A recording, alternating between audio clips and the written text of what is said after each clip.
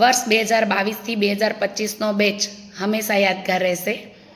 તેઓ હસમુખા, જિજ્ઞાસા વૃત્તિ ધરાવનારાઓ, શીખવાની ધગશવાળા અને દરેક પ્રવૃત્તિમાં સહભાગી બને તેવા રહ્યા છે। દરેક ક્લાસમાં જવાનો તો મોકો નથી મળ્યો, પણ ટીવાય બીકોમ ગુજરાતી મીડિયમમાં મહત્તમ સબ્જેક્ટ લીધા છે, એટલે વધુ કલાકો ત્યાં ગાળ્યા છે। એટલે એ લોકો માટે કહું તો એ લોકો હંમેશા શીખવાની ધગશવાળા રહ્યા છે।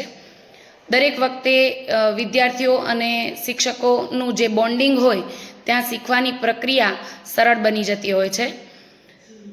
આમ તો હંમેશા હું જે ક્લાસમાં કહું છું એ રીતે કેળવણીયુક્ત શિક્ષણની હિમાયતી છું। એટલા માટે એટલું જ કહીશ કે ડિગ્રી એ તો માત્ર કાગળનો ટુકડો છે। તમારું વર્તન છે એ શિક્ષણ થકી દેખાય છે, અને શિક્ષિત હોવાની ઝલક તમારા વર્તનમાં દેખાવી જોઈએ, એટલી જ મારી શીખ રહેશે।